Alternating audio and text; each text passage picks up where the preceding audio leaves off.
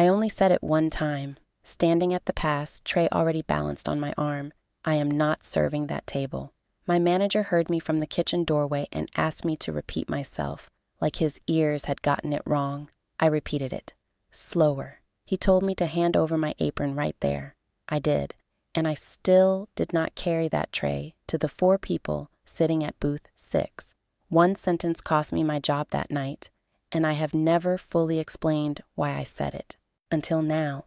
If you have ever known you were right before you had the words to prove it, this channel is built for exactly that feeling. Subscribe if you want more of these.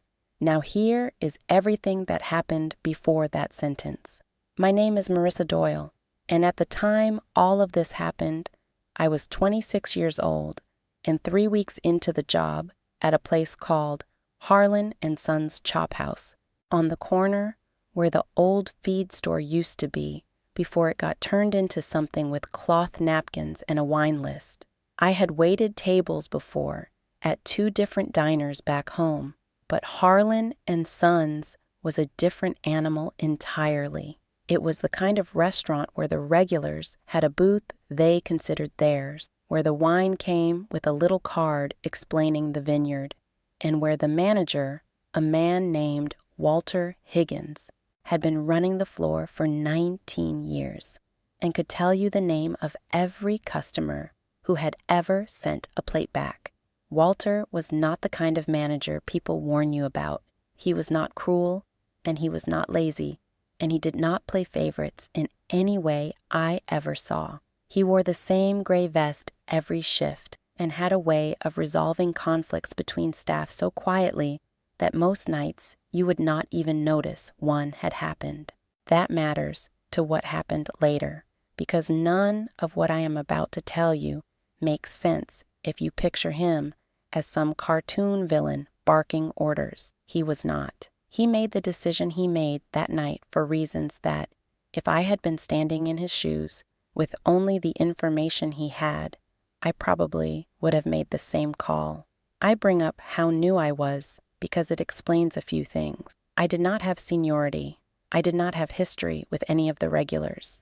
I did not have the trust in Walter that years of service earn you, the trust some of the other servers had. What I had was 3 weeks, a good memory for orders, and a habit my grandmother used to tease me about, which was that I noticed things, small things, the way a person held a menu a little too tightly, the way a couple sat close together in a way that read as affection until you watched long enough to see it was actually one person keeping the other person from moving. For most of my life, that had been a useless party trick, good for guessing who at a wedding was about to get divorced, and not much else. That Thursday started like any other Thursday. We were maybe 60% full by 7 in the evening. Mostly couples and a table of 4 businessmen closing out a deal over steaks, the usual soft clatter of silverware, and the low music Walter kept just loud enough to cover conversation without drowning it. I had Section 2 that night, which included Booth 6, tucked against the back wall near the little hallway that led to the restrooms and the office. Booth 6 was a good table. Private, a little dim, favored by people who wanted to talk without the whole room hearing them. At 7:40 in the evening, the hostess, a girl named Priya, walked 4 people back to booth 6, a man, a woman, and 2 children, a boy who looked about 10 and a girl who looked maybe 7. On paper, nothing about them stood out. The man wore a collared shirt that still had the fold creases from the packaging, like it had been bought recently and worn for the first time that night. The woman was pretty in a tired way, with her hair pulled back tightly enough that it pulled at the corners of her eyes. The children were quiet, which I remember thinking was unusual for a Thursday dinner with 2 kids under 11, but not so unusual that it meant anything. Plenty of tired families come in quiet. I walked over with water and menus, and I introduced myself the way I introduced myself to every table, told them my name was Marissa, and I would be taking care of them tonight. Asked if they wanted to start with something to drink. The man answered for everyone. He ordered a whiskey for himself, water for the woman, and lemonade for both kids, without asking either child what they wanted. The woman did not correct him. She kept her eyes on the table, on the napkin in front of her, and folded it once, then unfolded it, then folded it again. I want to be honest with you here, because this whole channel is about admiring people who trust something they cannot yet explain, and I do not want to pretend I knew, right then, in that first 60 seconds, that anything was wrong. I did not. What I felt was a small itch at the back of my neck, the kind you get when a room is slightly colder than you expected. Nothing more dramatic than that.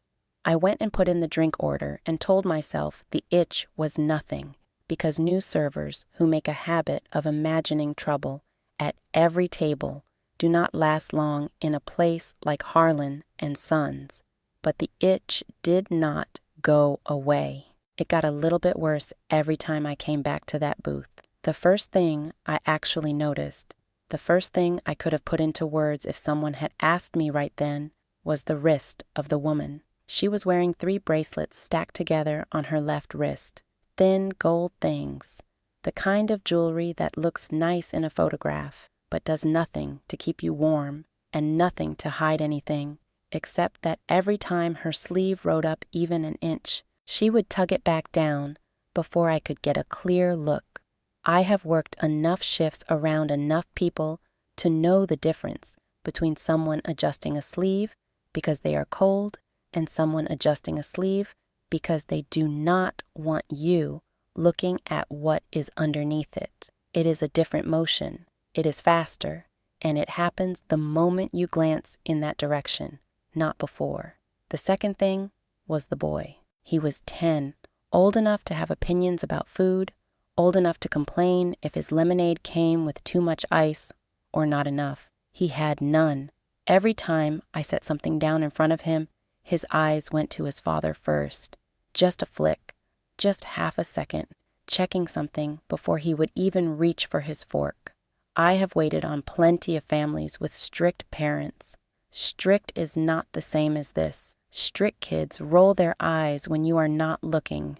This boy did not roll his eyes. He watched. The third thing, and this is the one that really started the itch crawling down my spine instead of just sitting at the back of my neck, was the reservation. Priya had walked me the ticket earlier, the way she did with every table, so I would know the name to use if I needed it for anything. A to-go box, a card, whatever. The reservation was under the name Coleman, party of 4, 7:30, Coleman. But when I came back to check on drinks the second time, the man had his wallet open on the table for a moment while he was digging for something, and I caught a glimpse of the license sitting right on top of it, and the name printed under the photograph was not Coleman. It was a different last name entirely, one I only caught for a second before he closed the wallet, but I caught enough of it to know it did not match. People use fake names for reservations all the time. I want to be clear about that, because if I sat here and told you a mismatched name alone was enough to make me refuse to serve a table, you would be right to think I was building a house on nothing. People book under the maiden name of a spouse, under the name of a coworker, under whatever name came to mind when the hostess picked up the phone for reasons that have nothing to do with anything sinister. On its own, it was a loose thread. It was not a rope. What turned the loose thread into something I could not put down was the girl, the 7-year-old. She had not said a single word since they sat down, which by itself, again, is not proof of anything. Some kids are shy, some kids are tired. But at one point, while I was setting down the breadbasket, she looked up at me, not at her father, not checking anyone first, and for just a second, she held eye contact with me, the way you hold eye contact with someone when you are trying to say something you are not allowed to say out loud. It lasted maybe 2 full seconds. Then her eyes dropped back to the table, and she went back to being exactly as quiet as she had been the whole time. I have replayed those 2 seconds in my head more times than I can count in the months since that night, and I still do not have a clean way to describe what passed between us in that look, except that it did not feel like nothing, and it has never once, not for a single day since, stopped feeling like nothing. I walked back to the kitchen to put in the dinner order, and I stood at the pass for a moment longer than I needed to, watching booth 6 through the little gap in the doorway. The man leaning over to say something low to the woman, her nodding without looking up. The boy still watching his father, the girl still watching the table. Somewhere behind me, one of the cooks called out that my ticket was up, and I remember standing there anyway, not moving, feeling the itch at the back of my neck turn into something closer to a cold hand pressing flat between my shoulder blades, and thinking very clearly, for the first time that night, something is wrong at that table, and I do not yet know what it is. I did not say anything to anyone in the kitchen that night about the itch at the back of my neck, because there was nothing yet to say. What was I going to tell the cooks?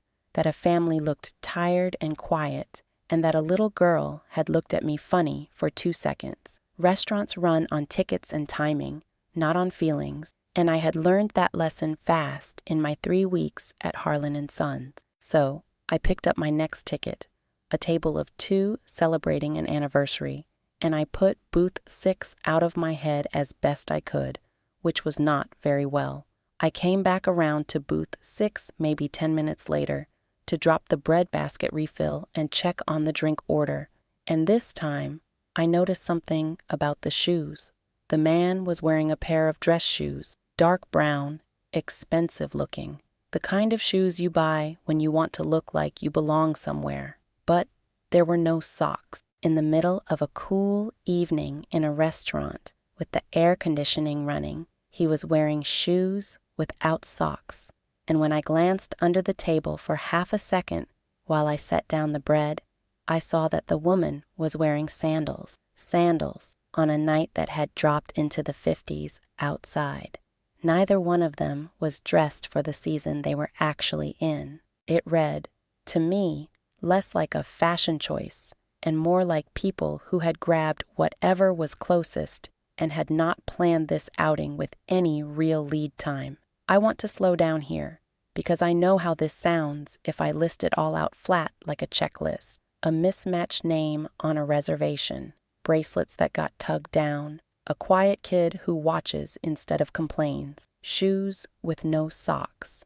None of that, on its own, would make any reasonable person refuse to serve a table. I did not think any single one of those things was proof of anything. What I felt was closer to the way you feel walking into a house that smells slightly like gas, before you can even say why you feel uneasy, before your brain has caught up to whatever your nose already picked up. Something in the air of that booth did not match the story the 4 of them were telling with their posture, their menus, their small talk. I just did not have the full sentence yet. I only had the feeling that a sentence was forming. When I brought the appetizer out, a shrimp cocktail, the man had ordered for the table to share. Something else happened that I did not understand until much later, though I want to tell it to you now in the order it actually happened, because that order matters. The little girl, the 7-year-old, reached for a shrimp before her father had picked one, and he put his hand flat on the plate, not touching her, just blocking it, and said, very quietly, not yet, not sharp, not cruel sounding even, just quiet and immediate, the way you would say something you had said 100 times before, a rule so worn in that it did not even need volume behind it anymore. The girl pulled her hand back and folded it in her lap, and she did not look up at him, and she did not look upset. She just complied, the way a person complies with something they have stopped expecting to be any different. I have thought a great deal since that night about the difference between a strict household and something else, and I want to be fair to every parent watching this who tells their kid to wait before eating, because that alone is nothing. Parents do that constantly, and it means nothing more than manners. What made this different was the total absence of protest, the total absence of the small performance kids usually put on when they are told no, the little huff, the pleading eyes, the second attempt 3 seconds later. This girl had none of that in her. It was as if the protest muscle in her had already been worn down to nothing. And I remember thinking, standing there with the empty tray against my hip, that a child does not get that quiet by accident. Something teaches a child to go still like that. Something happens enough times that stillness becomes the safest response available. I walked away from that table with my hands not quite steady, and I busied myself at the server station refilling water glasses I did not need to refill, watching booth 6 out of the corner of my eye the way you watch a pot you are worried might boil over. Priya came by to grab silverware for another table and asked me if I was doing all right, and I told her I was fine, and I do not think she believed me, because Priya had good instincts of her own, even if hers were pointed at different things that night. It was around this point that Walter came out onto the floor to do his usual walkthrough, stopping at tables, asking how everyone was enjoying their meal, the kind of thing a good manager does every single shift without fail. He stopped at booth 6 for maybe 30 seconds, said something friendly to the man, complimented the kids on how well behaved they were, which I remember hearing and feeling something twist in my stomach, because well-behaved was exactly the wrong word for what I had just watched happen with the shrimp. Well-behaved implies a choice. What I had seen did not look like a choice. Walter moved on to the next table without any sign that he had noticed anything, and I do not blame him for that, not even a little. He had 30 seconds at that booth. I had been circling it for 20 minutes. He was reading a surface, the same surface any reasonable person reads when they glance at a family out for a Thursday dinner. 2 parents, 2 kids, nobody raising their voice, nobody crying, nobody doing anything a restaurant manager would ever be trained to flag. If I had walked past that table with 30 seconds of attention instead of 20 minutes, I am certain I would have seen exactly what Walter saw, which was nothing.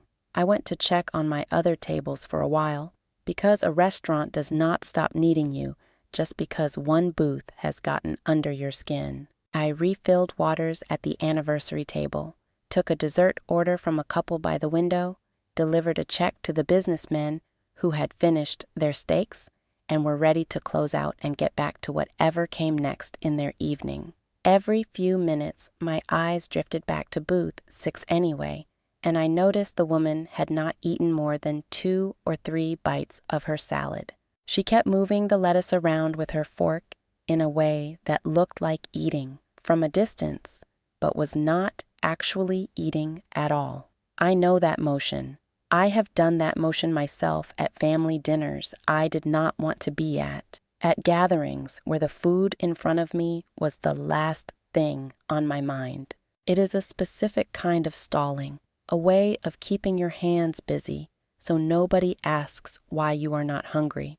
At one point, the boy asked to be excused to use the restroom, and the father said something to him low enough that I could not hear the words, but I watched the exchange from across the room, and the boy sat back down without going anywhere. Maybe 30 seconds later, the man got up himself and walked toward the restroom hallway, the same hallway that ran past booth 6, past the little alcove by the office door, and the boy watched him go the entire way, his head turning to track him until he was out of sight, the way you watch someone leave a room when some part of you needs to know exactly where they are at all times.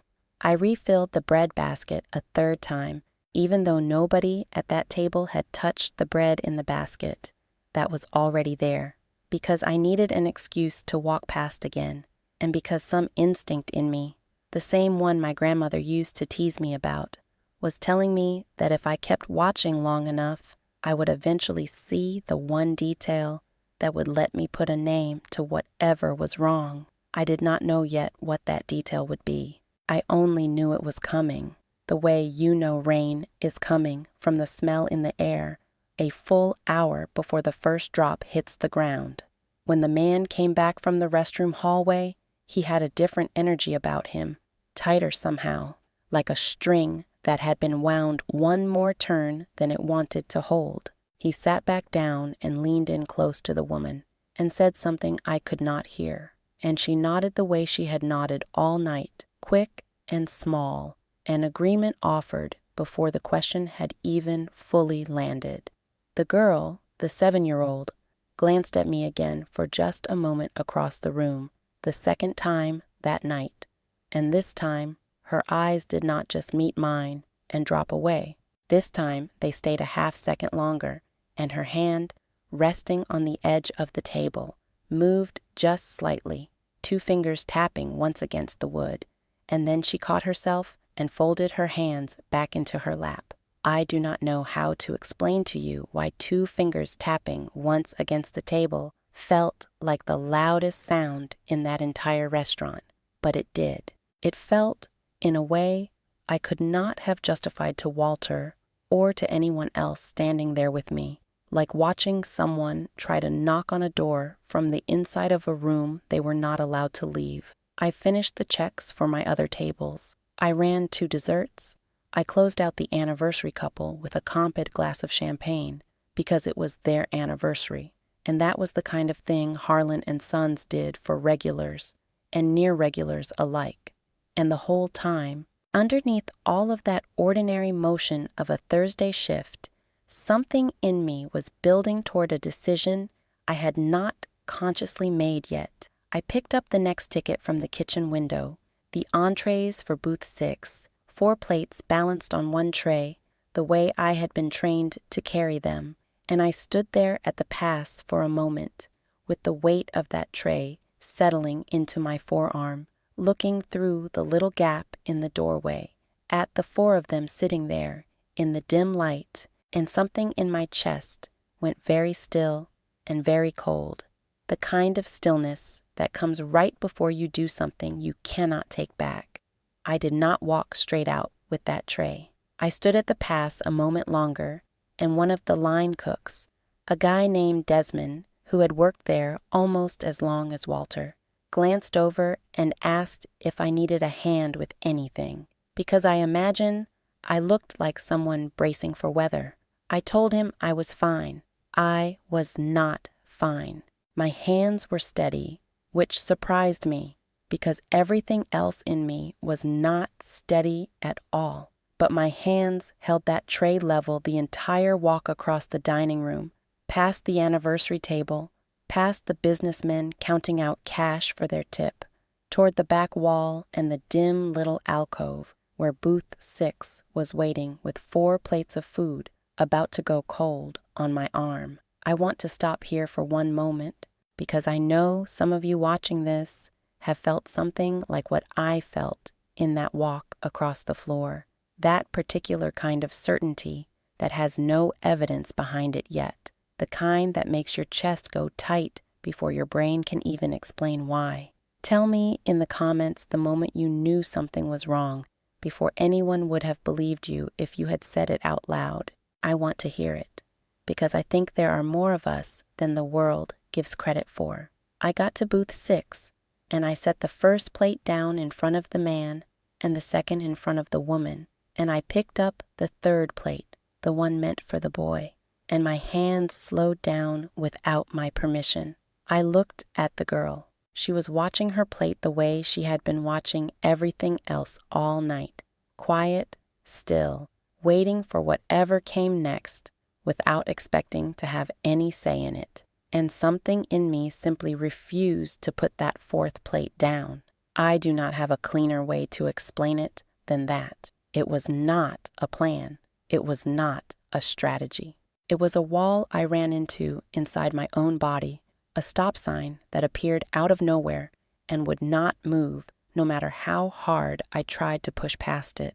The man looked up at me, waiting, his fork already in his hand, and I stood there holding that last plate, and the silence stretched out long enough that the woman looked up too, and then the boy, and finally, the girl. All four of them looking at me standing there frozen with a plate of food I would not set down.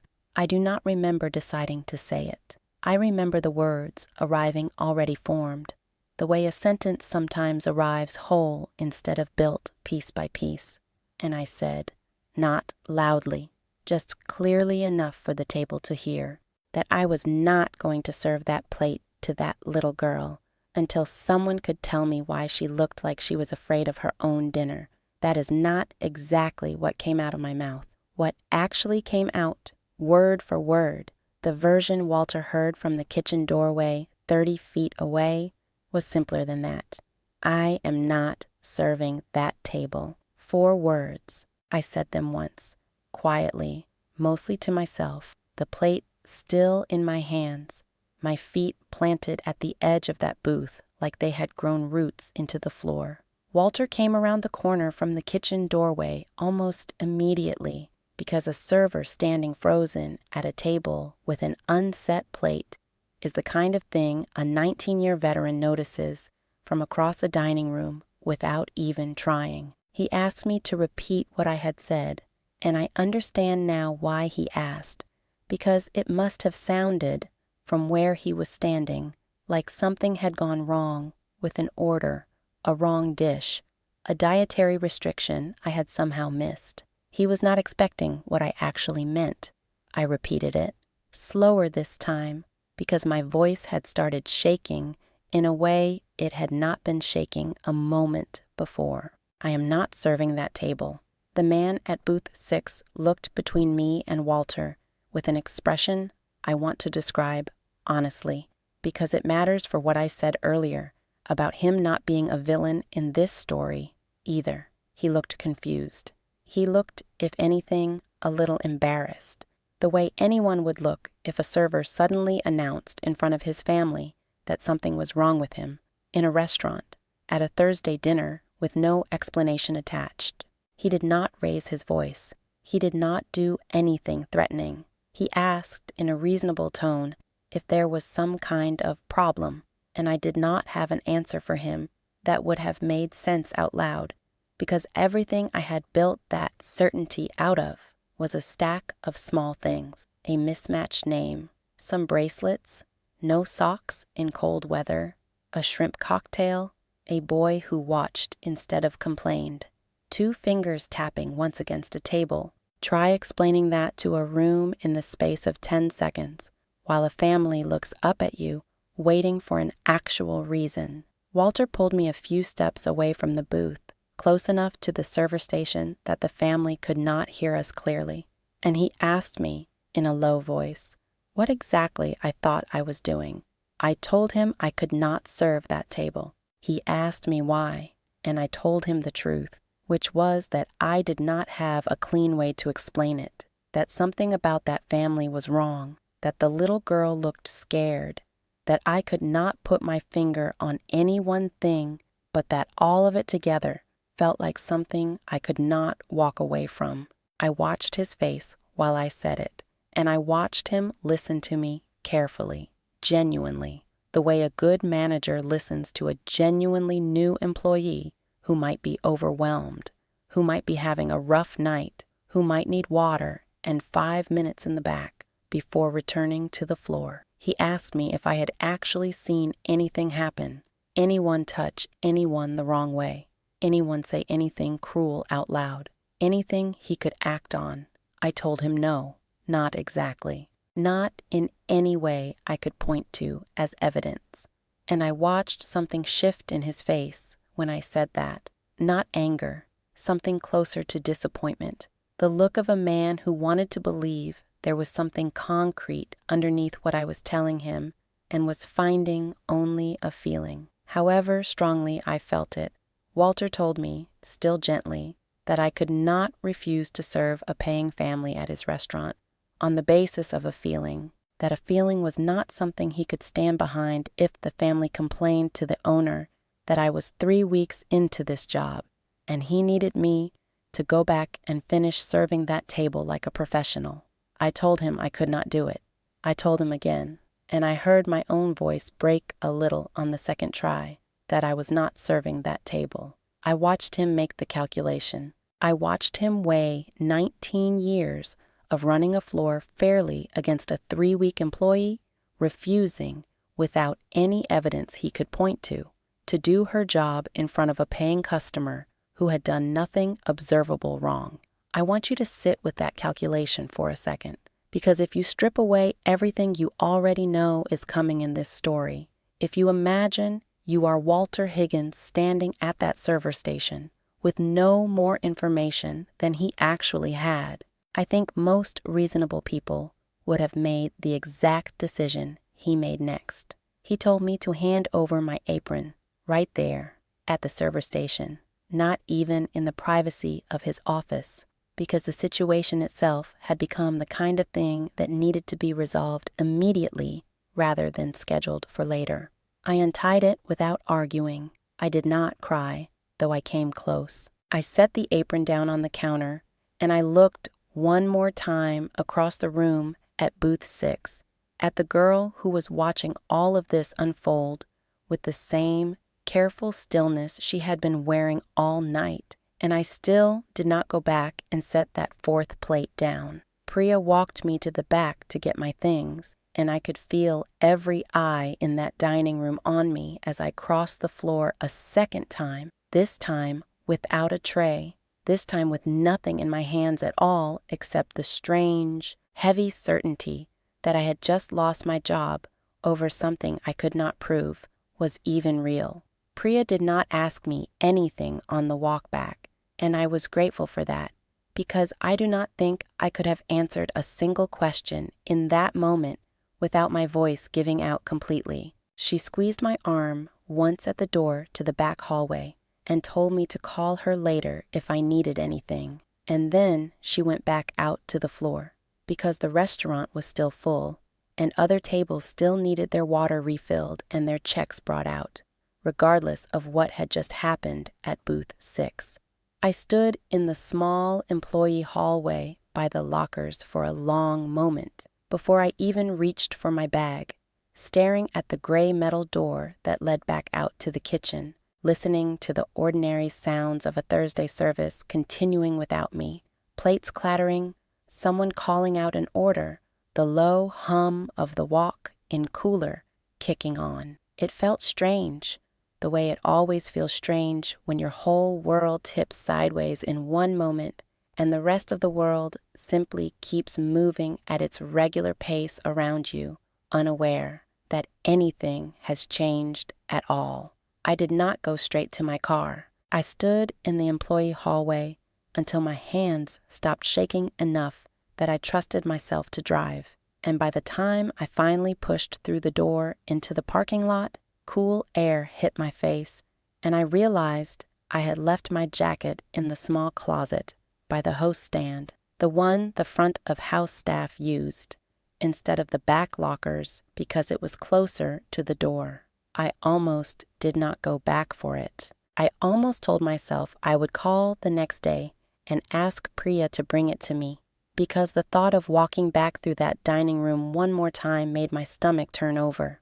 But it was late October, and it was cold, and I did not have a coat, so I turned around and walked back inside through the front entrance instead of the kitchen, which put me right in the main dining room again, right in view of the host stand, right in view of booth 6. They were leaving. The 4 of them were standing near the host stand, while the man settled the bill with Priya, the woman helping the boy into his jacket, the girl standing a little apart from the rest of them, holding the strap of a small backpack with both hands, the way kids hold something they do not want anyone taking from them. I kept my head down and walked toward the closet, trying to be as invisible as a person who had just been very visibly fired from that exact room could possibly manage to be. I was reaching for my jacket on the hook when I felt something brush against my hand, quick and light, and when I turned, the girl was standing right beside me, close enough that I could see the part in her hair, and her mother was 3 steps away with her back turned, checking something in her purse. The girl did not say a word. She pressed something small and folded into my palm and closed my fingers around it with both of her hands, the way you would close the hand of someone around a secret you needed them to keep. And then she stepped back just as quickly and walked toward her mother, as if nothing at all had happened, her face arranging itself back into the same careful stillness it had worn all night. I did not open my hand in that hallway. Every instinct I had told me not to, told me that whatever this was needed privacy, needed distance, needed me to be somewhere the 4 of them could not see my face change. I put my jacket on with the folded paper still pressed into my palm, and I walked out to my car in the parking lot, and I sat behind the wheel with the engine off for a long moment before I finally turned on the interior light and opened my hand. It was a piece of paper towel, the thin brown kind from the restroom dispenser, folded into a small, tight square. I unfolded it carefully, my hands not steady anymore at all, and on it, in the uneven handwriting of a child still learning her letters, was a name. Not the name from the wallet I had glimpsed, and not the name Coleman from the reservation either, a third name entirely. Underneath the name, in the same shaky pencil, were 2 more words. Not Dad. I sat in that parking lot for what felt like a very long time, staring at those 2 words, feeling something in my chest that was not quite relief and not quite terror, but some tangled version of both at once. I had spent the entire evening building a case out of shadows, out of bracelets and shoes, and the way a child folds her hands, and here, finally, was something I could actually hold in my fingers, something with ink on it, something that had not come from my imagination, or the old trick my grandmother had taught me, the one about reading rooms. A child had written a name and 2 words on a paper towel and pressed it into my hand with intention, with purpose, in the 60 seconds she had available to her before her mother turned back around. I want to be honest about what I did next, because it was not brave in the way people like to imagine bravery, and it was not calm, and it did not feel like the moment in a movie where the music swells and the hero knows exactly what to do. I sat in my car and I cried hard for maybe 2 full minutes, the kind of crying that comes from every piece of tension in your body finally finding an exit at once. Then I wiped my face, and I did the only thing that made any sense to me in that moment. I called the non-emergency police line because I did not know if this rose to the level of an emergency, and I did not want to waste resources on a hunch if I was wrong, but I also could not sit there doing nothing with the handwriting of a child sitting in my lap telling me the man was not her father. The dispatcher who answered was patient with me, even though I know I did not sound like someone with a clear, organized report. I told her everything, the mismatched reservation name, the license I had glimpsed with yet a different name on it, the way the girl had gone still all night, the shrimp cocktail, the 2 fingers tapping the table, and finally the paper towel folded in my hand, with a name and 2 words written on it.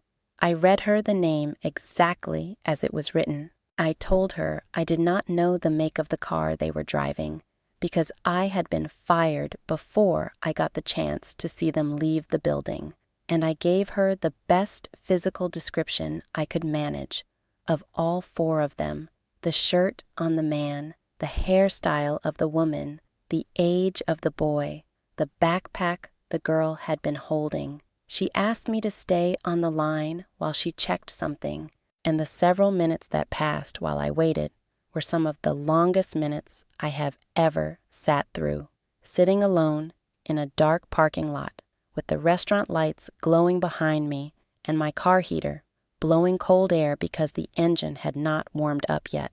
I watched the front doors of Harlan and Sons through my windshield, half expecting the family to walk back out any second, half terrified that if they did, I would have no idea what to do with myself, sitting right there in plain view of the parking lot. When the dispatcher came back on the line, her voice had changed. It was still calm, still professional, but there was an edge of urgency underneath it that had not been there a few minutes earlier, and she asked me if I could stay exactly where I was and if I could tell her, as specifically as possible, which direction the family had been walking when I last saw them near the host stand. I told her I did not know, that I had walked away to my car before I saw them actually leave the building, and she asked me to wait one more moment, and I heard her talking to someone else, her hand half covering the receiver, and I could not make out the words, but I could hear the shift in tone clearly enough to know that whatever she was hearing back had confirmed something she had not expected to be confirmed. When she came back to me fully, she asked me a question I was not prepared for. She asked me if the girl in the paper towel had any visible marks or scars I might have noticed on her face or arms. I sat with that question for a moment before I answered, running back through every detail of that evening in my mind.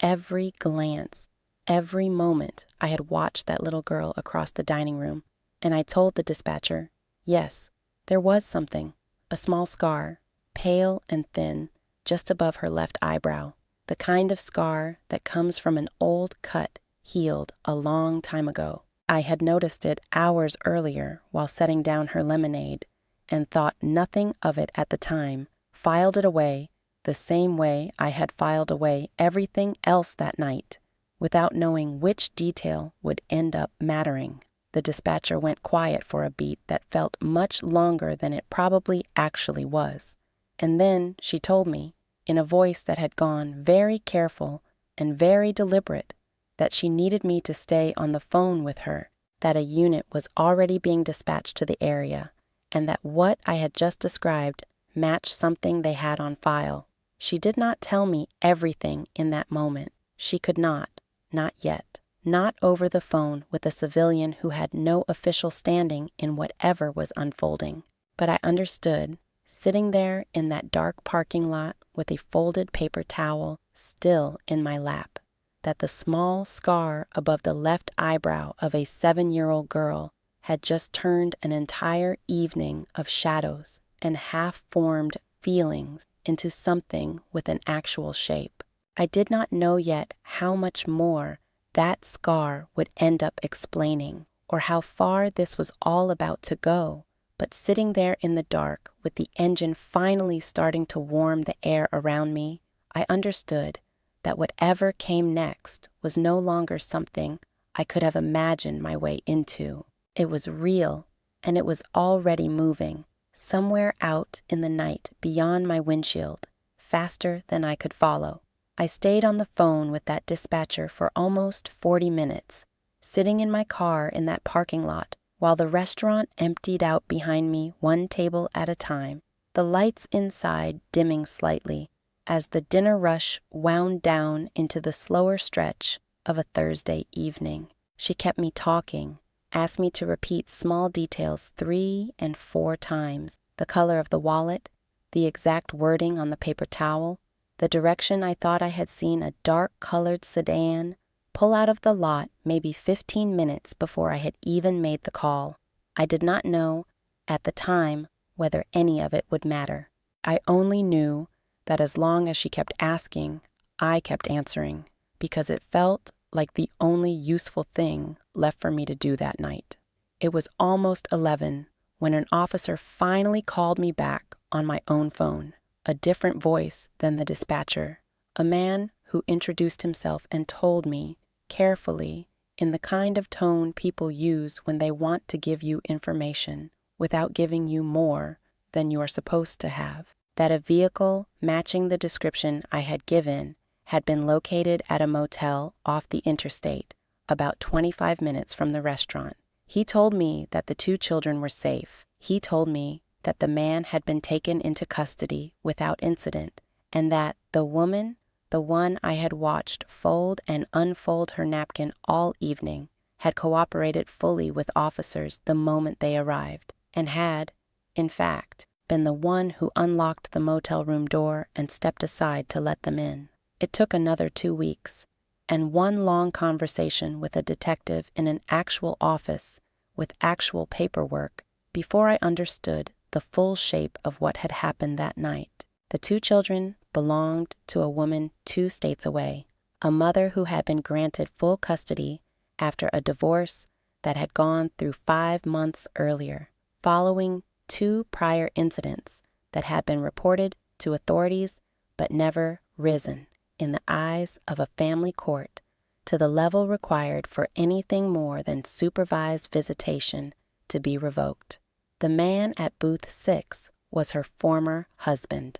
He had picked the children up from a scheduled supervised visit 9 days earlier and never brought them back, and an active alert had gone out across 3 states, though it had not yet reached the news outlets covering our particular corner of the map, and it had certainly never reached me, standing at a server station on a Thursday, with nothing more than a stack of small observations and no way of knowing any of the facts sitting underneath them.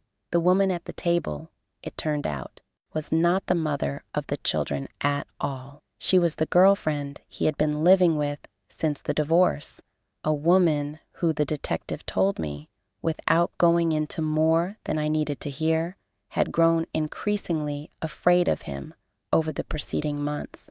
Afraid enough that when officers finally reached that motel door, she had already been quietly gathering the courage for days to find a way out for all 3 of them, herself included. She had not known, when they sat down at booth 6 that night, that her boyfriend was driving 2 children who were the subject of an active search. She had only known, in the vaguer, harder-to-name way that had put the itch on the back of my own neck, that something in her life had become unsafe, and that she did not know how to leave it. The small scar above the left eyebrow of the girl matched a photograph that had gone out with the original alert, a photograph taken by the mother of the children, 2 states away, at a birthday party 4 months before any of this happened, back when the worst thing in the life of that little girl had probably been an argument over whose turn it was to blow out the candles. The detective told me the mother had been on a plane within hours of the call coming in, and that she had been waiting at the local hospital where the children were taken for a routine evaluation when they arrived, and that the reunion in that hallway, from what he had heard secondhand, had not needed a single word to explain itself. I did not go back to Harlan and Sons for almost 3 weeks after that night, partly because I assumed there was nothing left to go back to, and partly because I did not know what I would even say to Walter if I did. I did not blame him for firing me. I want to be completely clear about that, now that you know everything I know.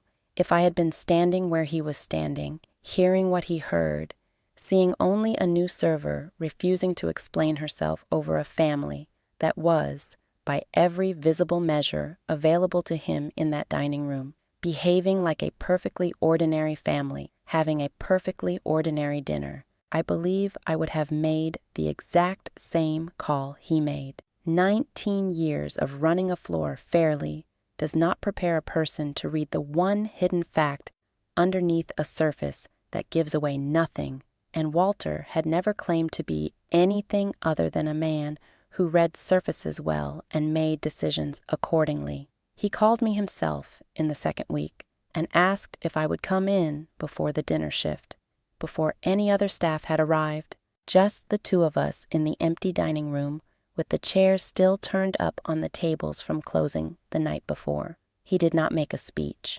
He did not gather the staff to announce anything, and he did not post anything on the community board by the host stand where regulars might see it, because he understood, I think, without my ever having to ask him, that whatever had happened at Booth 6 was not something that little girl or her real mother would want turned into restaurant gossip, and it was not something I particularly wanted turned into a story either, not back then, not before I ever thought about telling it here. Walter told me he was sorry. He said it plainly, without excuses attached to it, and then he told me something I have held on to since, which is that being a fair manager does not mean always being a correct one, and that he had spent 19 years being fair without ever once being tested the way that Thursday had tested him, and that he did not know,